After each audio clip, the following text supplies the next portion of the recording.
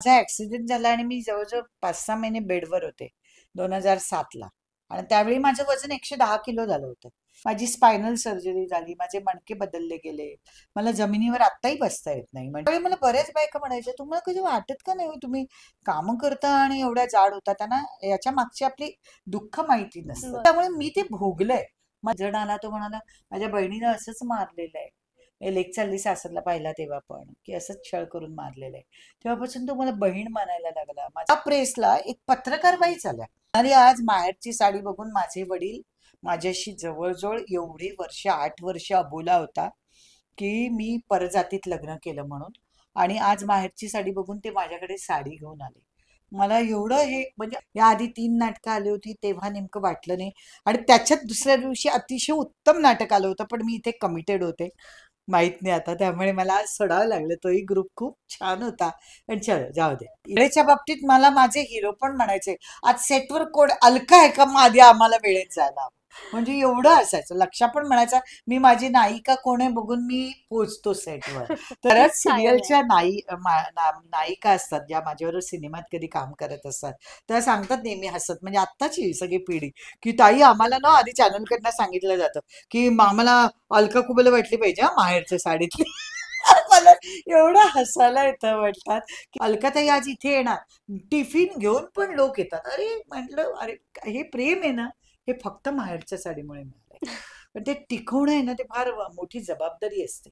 म्हणजे खरं सांगते की आपण घाईत कोणाशी पटकन काहीतरी वागलो तरी ते दुखावले जातात. तर या गोष्टीचं सतत भान ठेवावं लागतं. नमस्कार मंडळी, मी नेहा प्रभू तुम्हा सगळ्यांचं मनापासून स्वागत करते मीडिया टॉक मराठीवर. वजनदार नावाचं दमदार नाटक आपल्या रंगभूमीवर येऊ घातलं आणि त्या निमित्ताने आपल्या सगळ्यांच्या लाडक्या अभिनेत्री अलकाताई माझ्यासोबत आहेत. कशा आहात? मस्त, खूप बरं वाटतंय. एकदम वजनदारच वाटायला लागलंय. खूप छान दिसतंय, रिलॅक्स Yes, वाटतंय yes, आणि yes. खूप भारी वाटतंय की एक वेगळा विषय घेऊन तुम्ही येताय. खरं तर खोटं नाही सांगणार, एक्सपेक्टच नव्हतं केलं की तुम्ही असं आम्हाला स्टेजवरती वजनदार वगैरे असा विषय घेऊन भेटाल. त्यामुळे तुमचं पहिलं अभिनंदन की इतकी वेगळी भूमिका तुमच्या वाट्याला आली आहे. खूप बरं वाटतंय. माझ्यावर विश्वास ठेवला संपदाने. कारण तो चेंज ओव्हर पण तिला वाटणं गरजेचं होतं. म्हणजे कदाचित अजून अशा नायिका आहेत की ज्या वजनदार भूमिका कायम करत असतात, पण तरी त्यातला चेंज ओव्हर म्हणून मला माहित नाही संपदाने विचार केला असावा.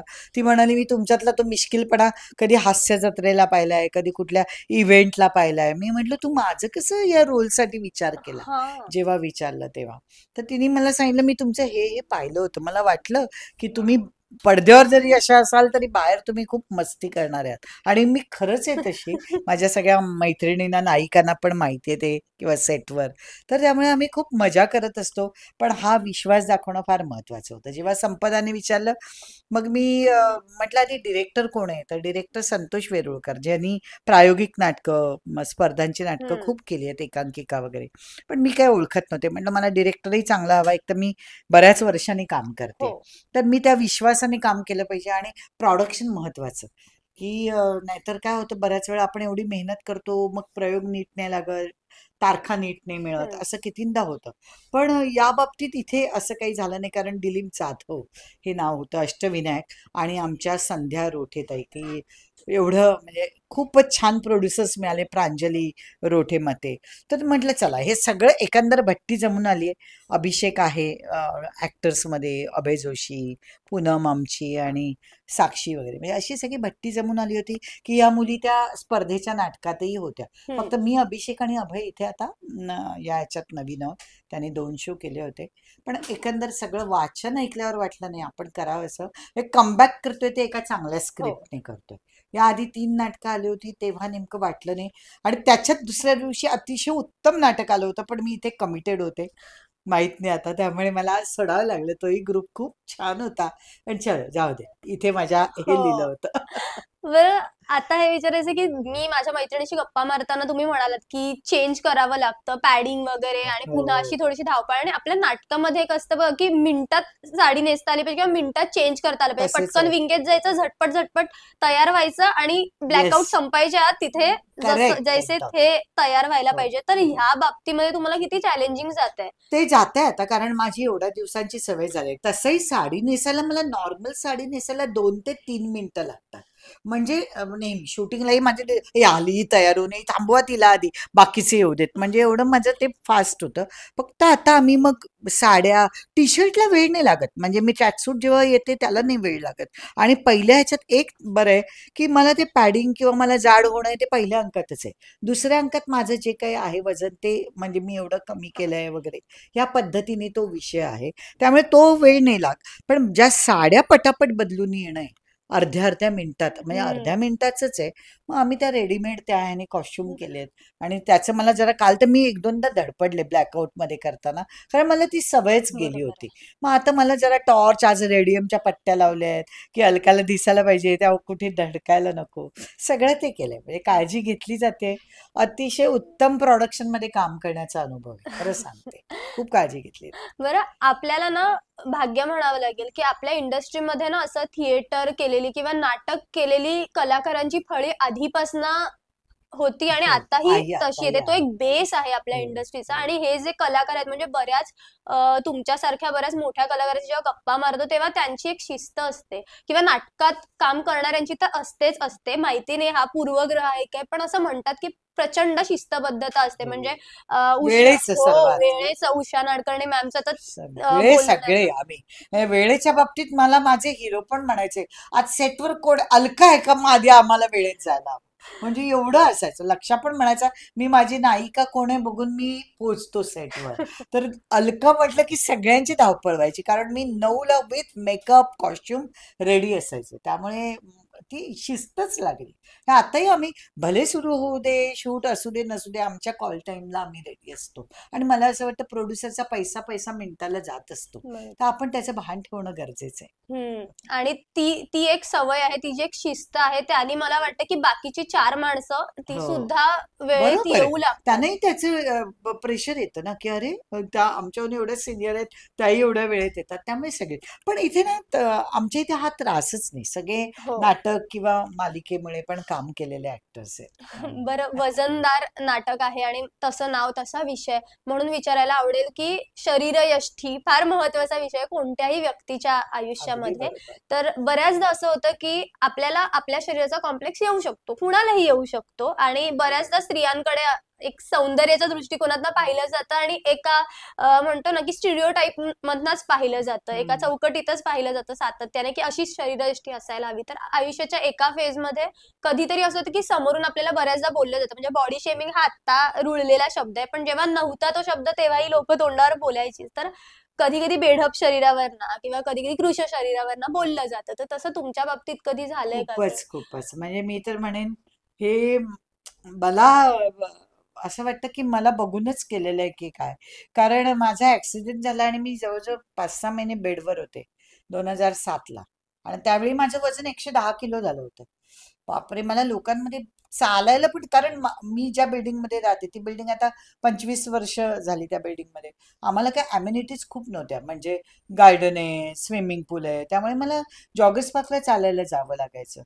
मग त्यावेळी मला बऱ्याच बायका म्हणायच्या, तुम्हाला कधी वाटत का नाही हो, तुम्ही कामं करता आणि एवढ्या जाड होता. त्यांना याच्या मागची आपली दुःख माहिती नसतं. बरोबर. जसं आमच्या नाटकातही तो विषय आहे, की कारण काय हे माहिती नसतं, पण पटकन माणूस कमेंट करतो, तोही हक्काने करतो, कारण ते आपल्याला आपले ऍक्टर मानत असतात, की आपले तुम्ही पडद्यावर दिसता. आणि मला ते वजन करायला एवढा वेळ गेला, कारण माझी स्पायनल सर्जरी झाली, माझे मणके बदलले गेले, मला जमिनीवर आत्ताही बसता येत नाही. म्हणजे सगळे मी काम घेतानाच सांगते, मी जमिनीवर डायरेक्ट बसून काम नाही करू शकत. तर त्याप्रमाणे तुम्ही सीन कसा कोरिओग्राफ करायचा तो करा, हे माझं प्रत्येक डिरेक्टरला कमिट करताना असतं. तर त्यामुळे मी ते भोगलंय.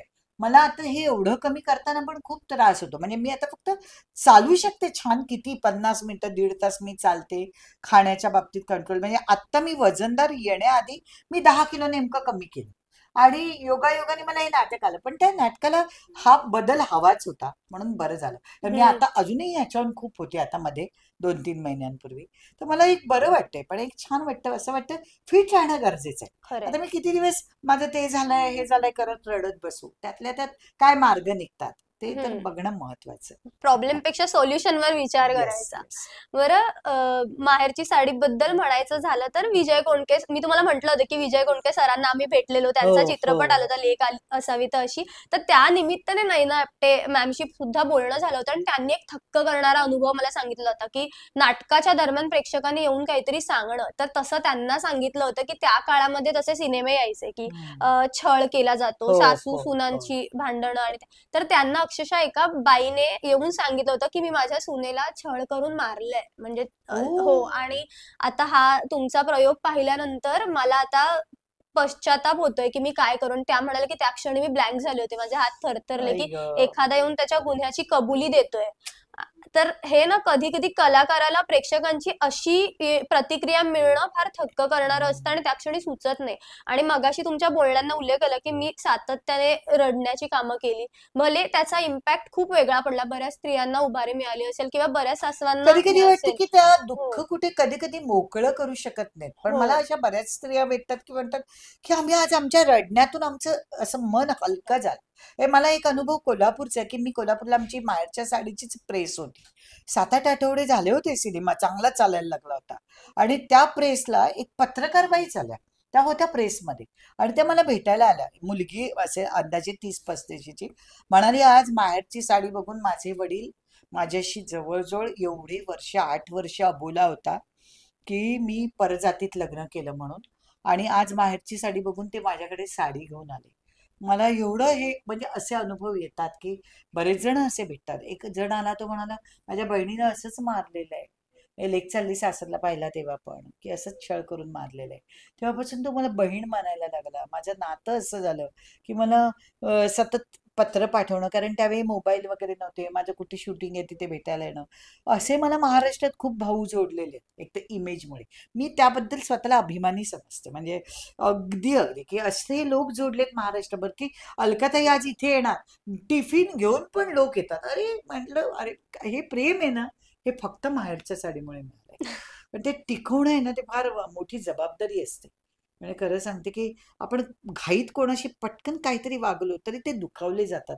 तर या गोष्टीचं सतत भान ठेवावं लागतं. तुमच्या वागण्यातनं, बोलण्यातनं आणि जेव्हाही आम्ही तुम्हाला भेटलोय ना, हे समजतं. कारण तुमच्या बोलण्यातनं सतत तो उल्लेख असतो की तुम्ही किती ग्रेटफुल नाही. समजताय स्वतःला. पण जितकं त्या प्रोजेक्टने तुम्हाला मोठं केलं, तितकं तुमचा पण एक खूप मोठा वाटा आहे त्यामध्ये सिंहाचा, की तो प्रोजेक्ट इतका मोठा झाला आणि आजवर कितीतरी पिढ्या नवीन येत राहतील. पण ती माहेरची साडी जी आहे ना, ती कधीच धूसर नाही होणार. येस. तिची छाप मला बऱ्याच तितकीच कायम आहे. सिरियलच्या नायिका असतात ज्या माझ्यावर सिनेमात कधी काम करत असतात, त्या सांगतात नेहमी हसत, म्हणजे आत्ताची सगळी पिढी, की ताई आम्हाला ना आधी चॅनलकडनं सांगितलं जातं की आम्हाला अलका कुबल वाटली पाहिजे हा माहेरच्या साडीतली.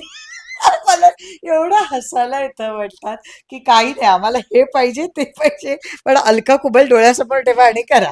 तर हे कॉम्प्लिमेंट पण मी घेते. चला ठीक आहे. आणि माझं असं म्हणणं आहे की आपण एखादं काम पत्करलं की ते प्रामाणिकपणे करावं. मला जर निर्मात्याने माझ्या किंवा डिरेक्टरनी मला रडवण्यासाठीच घेतलंय, तर मला वाटतं ते काम मी प्रामाणिकपणे करावं की माझ्या महिला प्रेक्षक रडल्याच पाहिजे.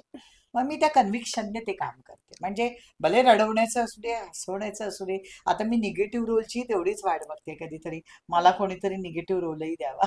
मिळेल, मिळेल. धुरळामध्ये होता पण छोटासा, खूप हो. नव्हती. असं आहे. पण आता तुम्ही एक्सपेरिमेंट याने केलेलंच आहे की हो. वजन कमी जास्त वगैरे ह्या असा एक एक्सपेरिमेंट तुमच्या वाट्याला आलाय आणि तुम्ही म्हणताय तसं वास्तू तथास्तू म्हणत असते, त्यामुळे हो. तुम्हाला निगेटिव्ह भूमिका पण नक्कीच मिळेल आणि येस. अजून एक वेगळी छाप पाडली जाईल. तुम्हाला खूप साऱ्या शुभेच्छा आहेत येस. आणि थँक यू. आम्ही उत्सुक आहोत हे नाटक पाहायला, कारण की छोटीशी झलक आम्हा पत्रकारांना दिसली आहे, येस. त्यामुळे उत्सुकता तितकीच वाढली आहे. मला वाटतं तुमच्या लाडक्या प्रेक्षकांना तुम्ही हे नाटक पाहण्याचं आवाहन 24 तारखेला नाटक येते अष्टविनायक आणि विप्रा क्रिएशनचं. मला असं वाटतं की सगळ्या कुटुंबाला आवडेल असं हे नाटक आहे. मला आम्हाला आतून वाटतंय की आमचं नाटक सगळ्यांना खूप एक इंट्युएशन येतं. जर आम्ही एन्जॉय केलं तर आमचे प्रेक्षक एन्जॉय करणार. तर आम्ही स्वतःच एवढं एन्जॉय करतोय, तर नक्कीच सगळ्या प्रेक्षकांना आवडेल. भरभरून प्रतिसाद द्यावा एवढंच मी आवाहन करते.